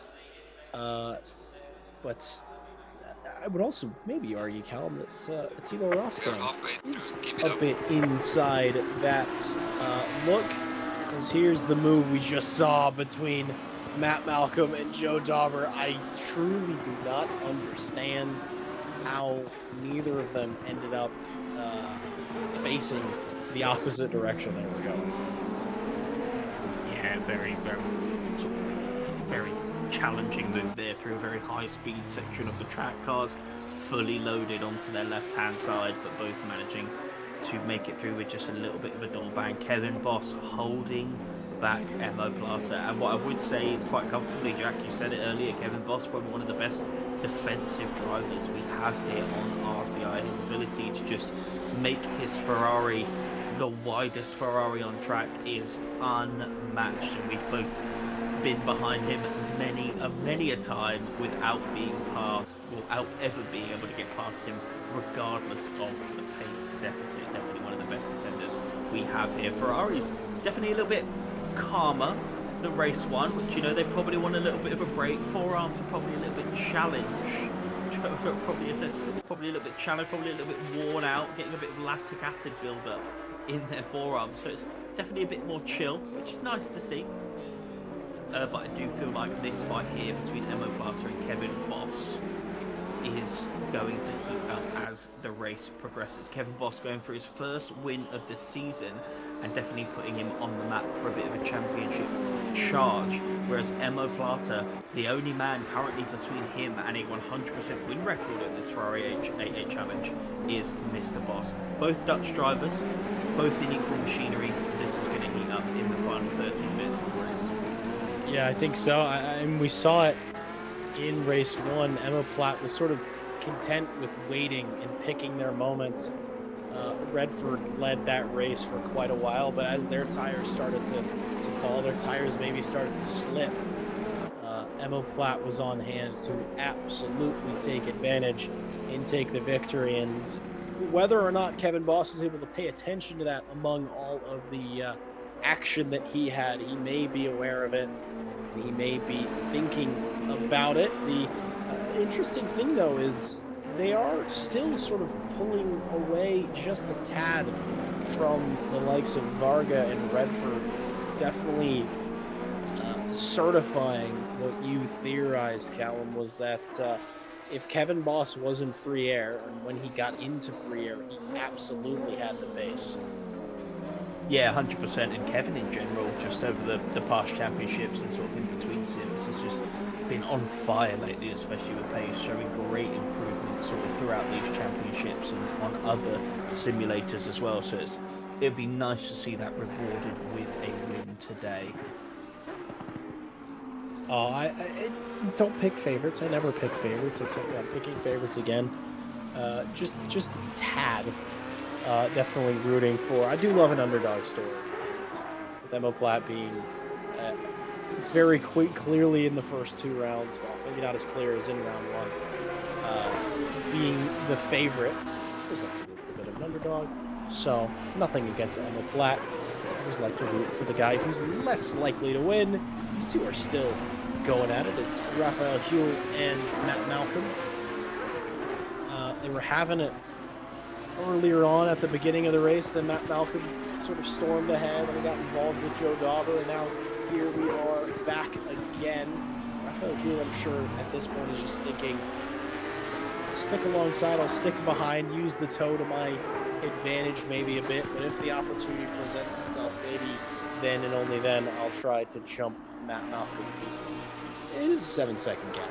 to be so stubborn behind, but that gap could be erased should he get into some fighting, some feisty fighting with the driver of the Lamborghini. Yeah, 100%. That gap has definitely opened up, so maybe Huel is a little bit more relaxed in his pursuit for P5 overall. But we did see towards the end of the race as well, the tyres on the Porsche clearly struggling a lot more than that of the Lamborghinis. Matt Malcolm was able to get right back on the back of Raphael Huel in the dire stages of the race, and that's probably due to sort of the rear end nature of the Porsche. The fact that in this simulator they don't run TC, so the rear tyres will start really sort of coming into play here for the Porsche, and I think you can already see that through these corners. I say that, but Matt Malcolm again, I've got his name wrong twice, he's going to absolutely kill me. Going a little bit wide into turn 6 and just relinquishing some of that advantage that he's getting. Just really think he might See, as you're coming on board into 11, how it looks like when they're poised and very much, I think, a greater level of confidence, maybe a greater level of braking performance for the Porsche. Getting a little bit squirrely on the exit. I thought we'd see here what the straight line speed looks like, but now that Huel's not deeply in the toe, the Lamborghini knows just a bit of a gap down the straight. You see the braking zone. The Porsche closes right back up. That's more used to what I'm seeing.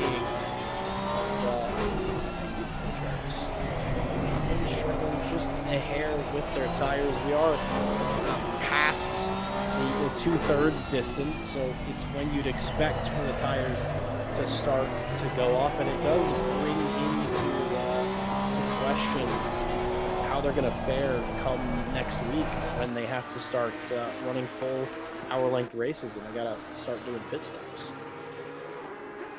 Yeah, 100%. I'll be expecting, maybe some tyre changes coming from the Porsches due to sort of that rear tyre wear, maybe the Ferraris as well, but I'm fairly confident these Lamborghinis will be able to do a full hour on their set, but it will come down to who's able to baby those tyres a little bit better, who's going to be able to manage those tyres across the full hour. That all comes into play. We're stepping away from our quick 30-minute snap chaos style races and going into the 1 hours. And one thing that we do need to talk about when we go into the hour-long sessions, when we go to a track where the Ferraris are maybe a little bit off the pace, or considerably off the pace like we've seen here, sort of a 2-second a lap gap, maybe even more so, especially like a track like Misano and Valencia, which are very corner heavy. Lapped traffic could come into play with the slower cars.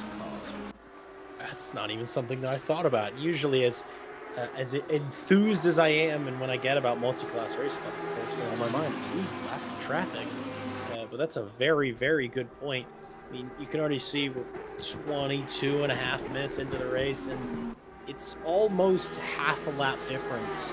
As we got towards the end of the race, it was 2 full sectors ahead of the top class cars were the Super Trofeos over the 488. So the other thing to note as well is COTA is a significantly longer circuit than the likes of Misano and Valencia, so I think that is absolutely gonna come into play, and I'll be praying for it regardless.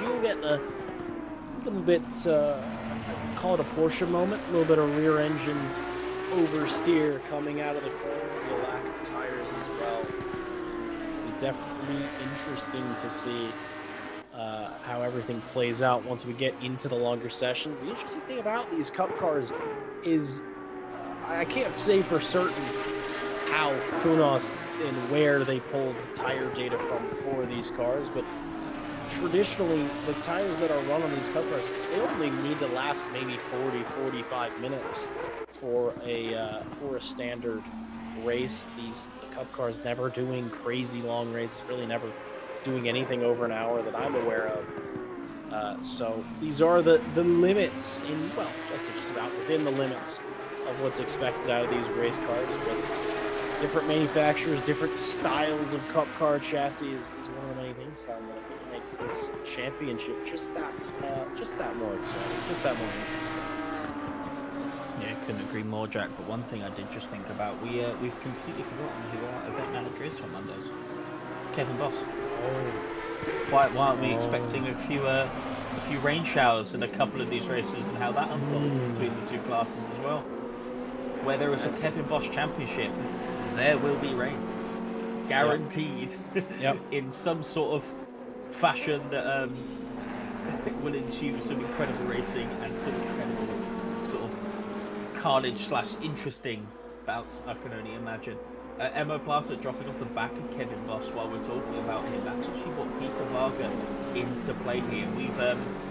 We know Peter Varga quite well here on RCI. He is someone who is not exactly patient when it comes to picking his moves. If he sees the opportunity, he is going to go for this 100% on Emo Plata, another driver that loves to fill the wind mirrors and apply that visual pressure on the driver in front of him.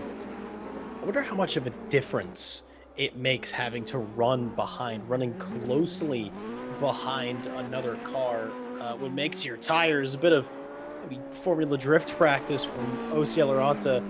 I think maybe a bit of intentionality. He's trying to slide this car at this point because you can see, yep, he's absolutely flicking it into corners. Oh, look at the opposite. Oh, he chains it together. Keep it going.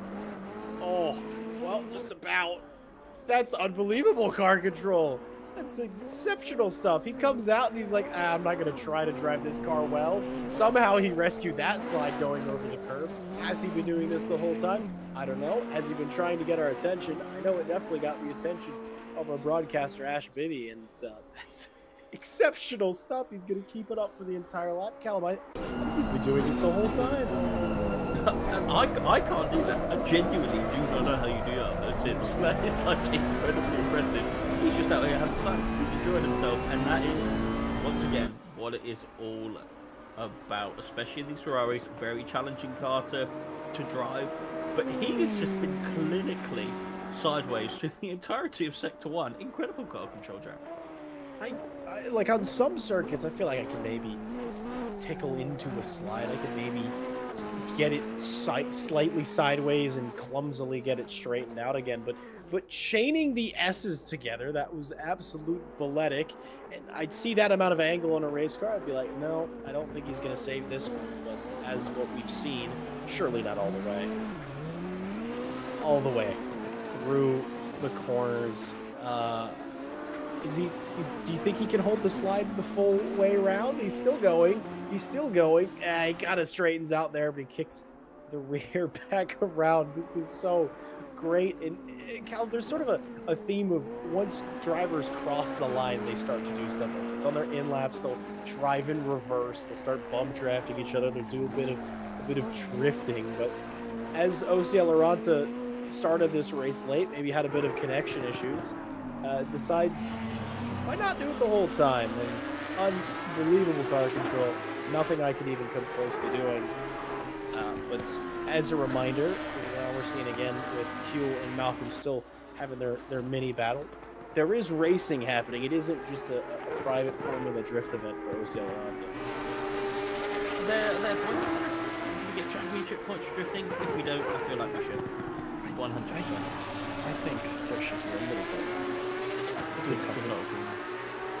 Mike Redford and Raphael Huel closest fight on track currently. It's this fight in between the Lambo Super Trofeo and the Porsche Cup car, and the Kevin Boss, Emo Plata and Peter Varga fight the closest battles on track in the dying stages. I do just want to mention something I found quite interesting there. The Porsche Cup getting right all over the curb there in the braking zone, but Matt Malcolm not quite opting for the same sort of strategy. Maybe the Super Trofeo gets a little bit unsettled braking on the curb here, and that's again just showing the different characteristics of these cars. Yeah, just a tad bit. We get a little close there in Sector 1. Sort of a door shut from Matt Malcolm. I'm curious now because I did a bit of research before we started this this series about the differences between the three classes. Obviously, I mean, I don't have those horsepower numbers in my noggin. I have them written down. I'm curious. Oh, very, very. I'd say OCL Aranta like for Raphael Huell coming out of turn 11, managing to catch and connect the slide. And I think, well, we were teasing it earlier on, Callum, but this counts as a bit of multi-class. We might have a lap traffic that is OCL Aranta in this race, but I'm curious to see, and I'm going to certainly look it up in between this and next week's race. Well, I'm going to look at the super early numbers. I'm going to be looking at drag coefficient. I'm going to be looking at curb weight of the race car, fuel, the amount of fuel that they're carrying on board, and the like, because I'm so interested in watching the Porsches and the Super Trofeos duke it out that there might be some interesting numbers for me to have, and slightly less interesting for me to read out on stream, but I will do it nonetheless. Well, you know, the big part of commentating is the research and sort of the knowledge that you have around these vehicles that you're commentating on. I mean, you guys retain a substantial amount of car knowledge over myself. It's genuinely incredibly impressive, the amount of knowledge that a number of the RCI commentators here share for the vehicles and just have on hand at any point. Closest battle on track, Kevin Boss, Emma Plata, Peter Varga. 2/10 to Emma Plata, 6/10 to Peter Varga. On the timing sheet, looks like it's spaced out a little bit more on track. Peter Varga being very aggressive on the brake pedal. This could be heating up as they go into the final lap, all within that sort of I want to make a cheeky send into turn 1 distance on the brakes. Is anyone going to go for it? Peter Varga going to be jumping out? No, everyone taking turn 1 very clean. Varga trying to go a little bit deeper into turn 1 to try and open it up for turns 2. Emma Plata and Kevin Boss absolutely clinical. It looks like Varga has dropped back a little bit and going wide massively into turn 2. That's going to unsettle him through turns 3, 4, 5 and into 6. But this fight has been impeccable, especially between Boss and Plata. Kevin Boss, best defense here on RCI. He's only got 1 lap to go to hold both of these cars off now. Yeah, an absolute clinical drive from Kevin Boss, the polar opposite of what we saw last race, which was just a man on the limit, absolutely driving possessed, trying to find his way past the car. And you can see that the plot is very close going into the back straights, and I said it once, I'll say it again, it's Nico Kumpu taking the win, and Andy Boardman very close behind. I think there might be this fight might get closer and closer throughout the season. Andy Boardman getting better in behind the wheel of the Super Trofeo. Ross Kemp comes across 3rd, Joe Dauber 4th after maybe not so accidentally starting from the back of the grid. I don't know, can't say for sure. Malcolm holding off Raphael Huell for 5th. Huell crosses in 6th, and Miso Stubna, rather unfortunately, maybe the loneliest driver in race 2, having a bit of a lonely race, but a good points haul nonetheless for him. And now Kevin Boss, just a couple more corners to chain together. That's all you need to do to hold off Emma Platt. There's really no overtaking opportunities, maybe the final corner if you were incredibly close, but it's just one more braking zone, one more traction zone for Kevin Boss, and I think he's done it. He's done it. Kevin Boss holds off Emma Platt and takes the victory for the first time in the championship, followed very closely behind his 2 pals in the Ferraris, the Emma Platt and Peter Varga. Mike Redford, I think maybe having a trickier race 2 than a race 1, and I don't believe that, well, maybe Oceanante, he did cross the line, but I guess since he was a lap behind, maybe he didn't bother fully finishing the race, but he should still get his points nonetheless. The Formula Drift champion, OCL Aranta, finishes 12th, but it was a very, very solid race. Another clinical drive from Kumpu at the front, but as I said just a moment ago, Callum, I think based on the pace coming from race 1 last week to race 2 of the second round, Boardman's gotten closer towards the front of the field, so hopefully something to come from him. Ross Kemp 3rd, Dauber 4th, Malcolm 5th, Huell 6th, Stubna 7th, Kevin Boss taking the maiden victory in the 488 is in 8th, Emma Platt in 9th, Varga 10th, Redford 11th, and Elaranta in 12th. Now, Callum, I do know that you will be leaving us in just a moment. You got business to take care of, important business. So, any final words before you go? Just another incredible race. Well, pair of races here we've had in the Cup Car Cup Championship. Again, Nico Kumpu, class of the field there, but Andy Bobbin not too far behind. And with Joe Dorber getting sort of that purple lap in the second race, there's clearly a lot of pace there. And whether or we can theorize whether Mr. Dorber decided to take that tactical spin on purpose. We'll never truly know. But either way, it gave us some incredible entertainment. 488 in race one, as always, providing the absolute goods. But yeah, incredible performances all around. And great to see Kevin get that win. Emo Plata still with a commanding lead in the Ferrari Championship. I mean, I'm gunning. I'm ready for Valencia, Jack. Oh, absolutely. And Callum, thank you to you for again for week two coming in clutch with the internet playing up. It's the theme in this championship. Hopefully it stops now, but unless something crazy happens, this may be the last we're hearing from you so far in this championship. So of course, thank you for joining me in the box. Always a pleasure to have you on. And I don't know, now that your Monday nights freed up a little bit, maybe getting a Ferrari? Maybe? Early Next chat. practice for next champ? Next chat. Right. Fair enough. Well, thank you, my friend, for joining us. Enjoy the rest of your nights. I'm going to head on over immediately into interviews, and I am going to start with the man who just took his first victory, Mr. Kevin Boss. Hello. Not a boring evening for you in any way. Uh, Race one was a bit too lively for my liking. Especially lap one, I made a big mistake because I put the map a bit uh, lower to consume less fuel during the formation lap, and then I forgot to switch it back to map one for the start, so I got absolutely swarmed. Then I hit Eloranta, I hit Varga. So yeah, not a good start from me, race one. Yeah, then the fight with Eloranta in race one was stupid. Uh, just stupid difficult. And It it looked like it was a mountain to climb, and the fact that you may or may not have received a bit of a tap from someone who may or may not be speaking to you soon means you had to do it hmm all again.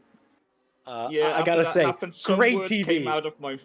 After that great happened, some words TV. came out my mouth that maybe shouldn't have. But I could believe it. I'm sure I've heard some of those words before, but no, it was superb. And in race two, obviously a bit more fortunate, a really stellar start from you. The two car roadblock, the I would say reverse grid of you leading a Porsche, leading a Lamborghini. How did that feel? that was fun. It was fun fighting them for a little bit, but I think it might have also killed my tires a little bit. So yeah, at the back end of race two, you saw Plata and Varga come very close. So I was like, "Oh, please, tires, hold on for dear life!" And yeah, it was quite close at the end, but I'm very happy with the win. Yeah, and congratulations to you. That could be your first Monday win that I've seen. Obviously, maybe not ever. I don't know, but the first for a while. And I mean, your pace here at COTA once you were released from the OC Elaranta shaped roadblock was strong. I mean, coming into next round, how are you feeling? uh, well, it's a little bit wait and see because it's a completely different track.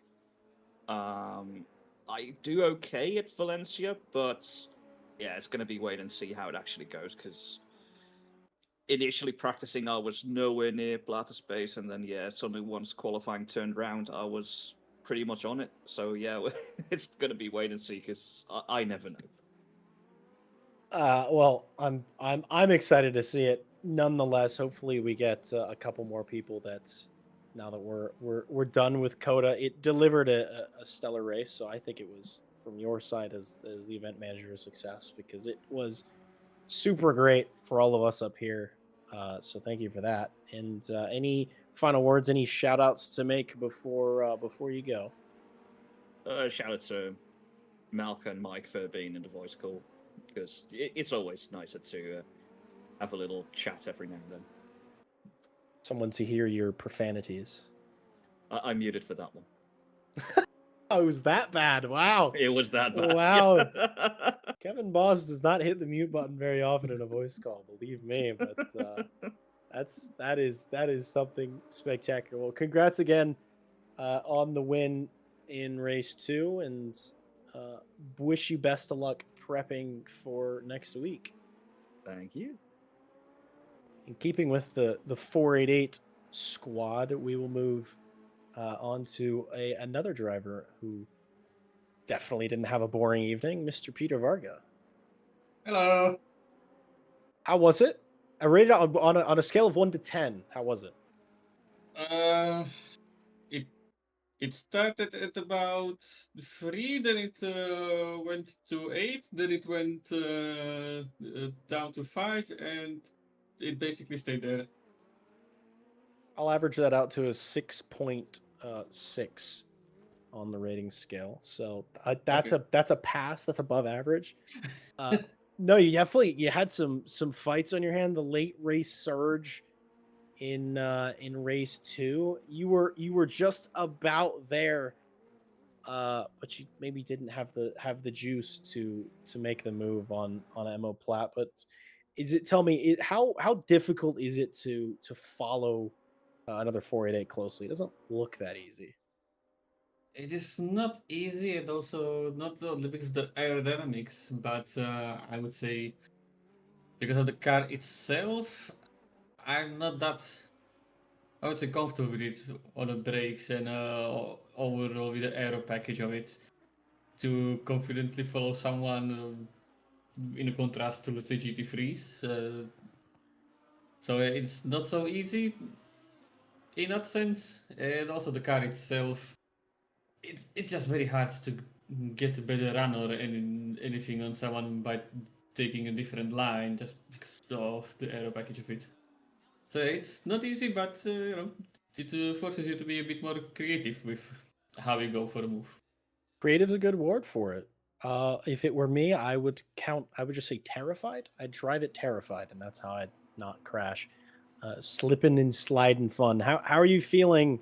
I mean, we've sort of with Monza looming in the finale, which is definitely going to be, I think, the favorite for all the 488 drivers. How are you feeling going into the next 2 rounds, where it's going to be more challenges, shall we say?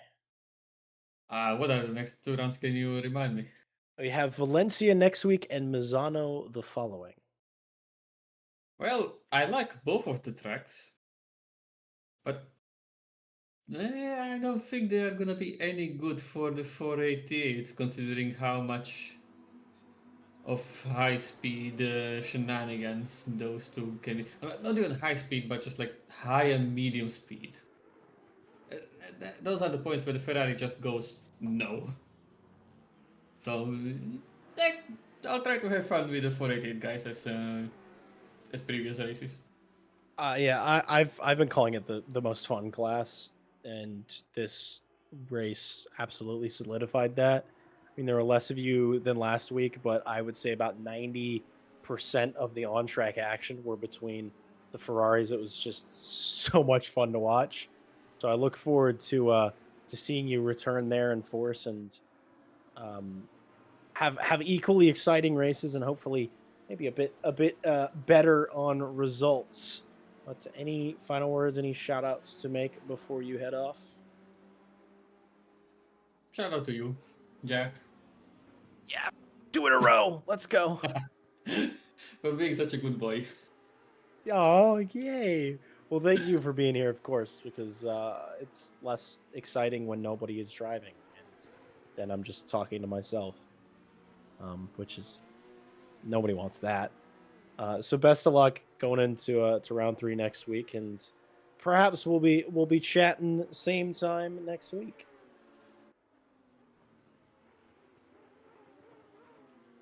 Mr. Raphael Huell. How was it?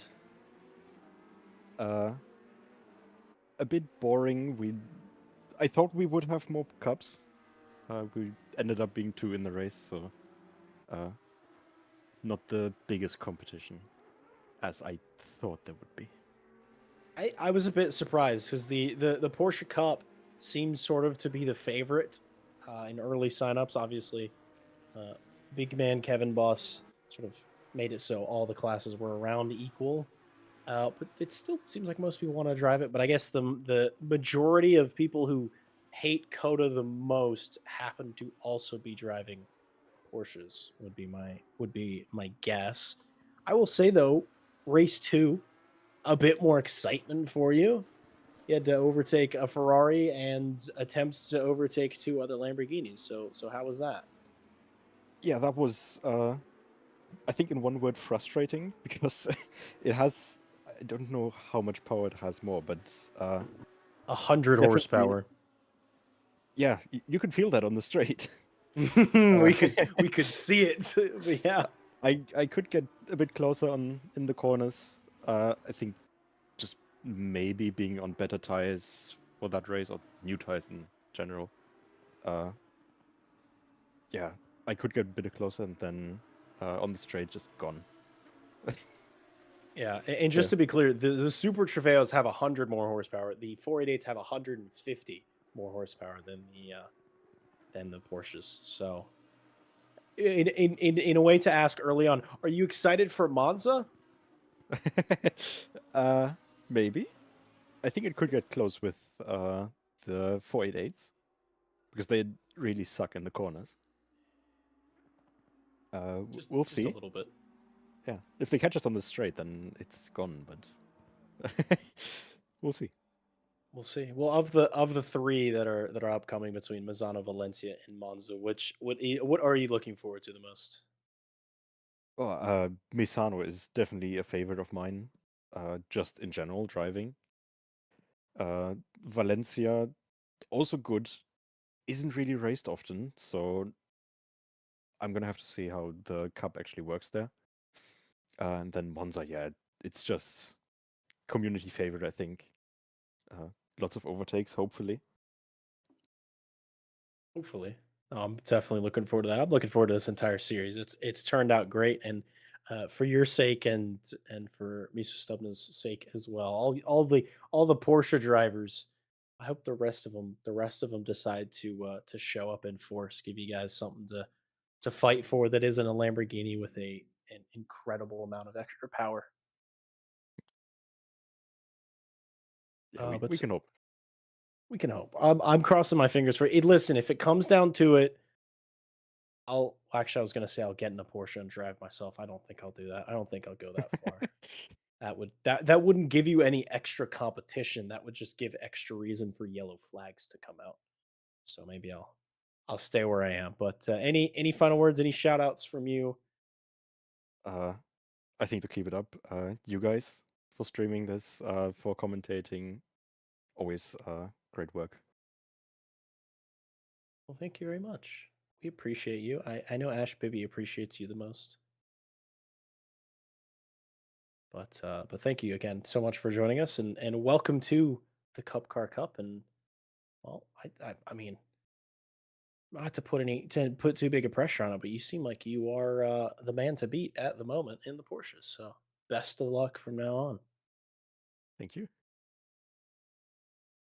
And I do believe, unless for whatever weird reason Ash Bibby has anything he wants to say, I think that will bring our show to a close here at round two.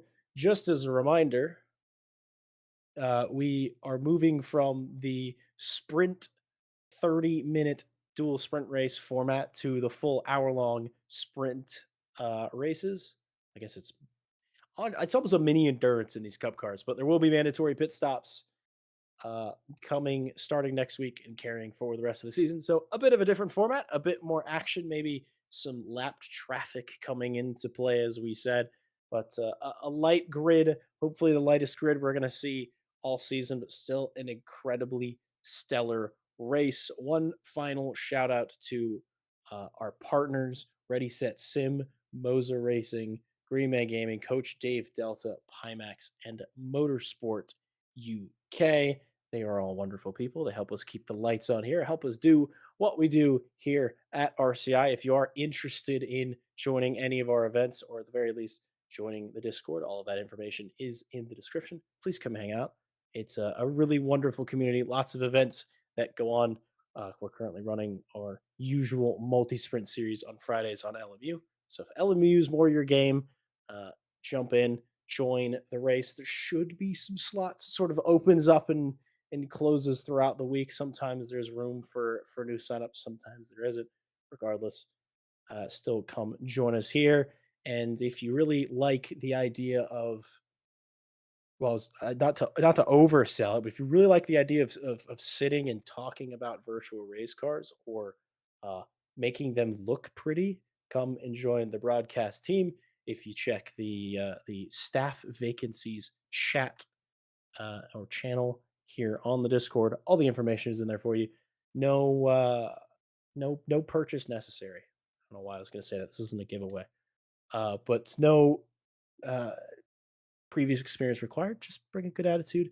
Come here, have some fun. If you're a broadcaster, your job is to try to make the commentators crack. And if you're the commentator, you got to keep it clean, as I failed to do at the beginning. But now we are at the end. Thank you so much for being here, all who joined us. Thank you, of course, to all of the drivers. Special thanks to Mr. Callum Kerrigan for coming in clutch 2 weeks in a row. And a special thank you to Mr. Ashbaby for making things pretty, keeping us all working and working out all the technical details on the fly. I've been Jack Mays. We've been Racing Club International. Have a wonderful night. I hope your week started off good. Don't do any backflips without practicing first. Goodbye. You ready? 3, 2, 1, go. Get behind the wheel, let's go. Grip the road, feel the flow. Thunder roaring, steel alive. Live this dream and drive. Tires burning with gasoline. Push the limits, chasing green. One shot, don't slow. Go on, we'll take control. Engines scream alive tonight. Blazing past the red line. Outrun the night, won't lose this fight. Follow the road, red line for show. We're chasing taillights, don't let go. Under the stars, we'll go so far. This is who we are. Chasing taillights. Chasing taillights. Chasing taillights. We're chasing taillights. The miles they fade, but they don't die. Faster now, the hours fly by. Sweat and gears, hearts in sync. On the edge, on the brink. Clock ticks down, stakes are high. One mistake, we kiss us goodbye. Don't slow down, we're not done. Finish line for the strong ones. Engines scream alive tonight. Blazing past the